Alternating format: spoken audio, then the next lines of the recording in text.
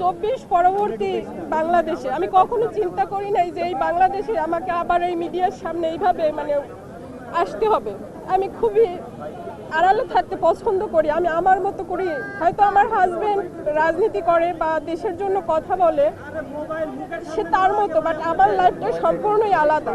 কিন্তু তারপরেও আমাকে এই মিডিয়ার সামনে আসতে বাধ্য হলাম।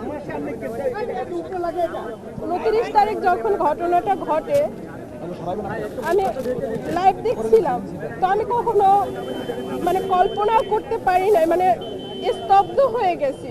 বলার মানে আমার এটা বর্ণনা করার মতো আমি ভাষা খুঁজে পাচ্ছি না যে এই বাংলাদেশে মানে আমি আমার মানে আমার ভাষায় আমি প্রকাশ করতে পারতেছি না যে এই বাংলাদেশে নূরের উপরে এই ধরনের গত 8 বছরে ফ্যাসিস্ট আমলেও এতটা নৃশংসভাবে ন্যাক্কারজনক হামলা ওর উপরে হয় নাই। ডাকসুতে ওর উপরে অবশ্যই হয়েছে, সেটাও কম না, বাট সেটা ছিল আওয়ামী ফ্যাসিস্ট, ছাত্রলীগ, যুবলীগ, মানে আওয়ামী লীগের আমলে।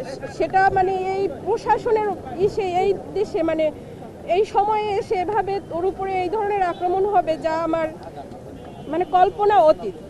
যখন আমি আসি ওর অবস্থা সেজন্যই মানে ওর অবস্থাটার জন্যই আমার আবার আসা। আমি কখনো আসতে চাই নাই যে আমাকে আবার এই মিডিয়ার সামনে আসতে হবে, বাট ওর শারীরিক কন্ডিশনটা মানে এখন এমন অবস্থায় এসে দাঁড়িয়েছে। প্রথমে আমাদেরকে ডক্টর মানে আশ্বস্ত করছিলেন যে আমরা 36 ঘন্টা তাকে অবজারভেশন করে তারপরে একটা জানাবো, বাট ওর উপরে এতটা মানে করা হয়েছে, আঘাত করা হয়েছে শারীরিকভাবে ওর ব্রেইনে এবং নাকে মানে চোয়ালে যে ইগুলো হয়েছে, বা ইন্টারনালিও অনেক ওর মানে মেরুদণ্ডে।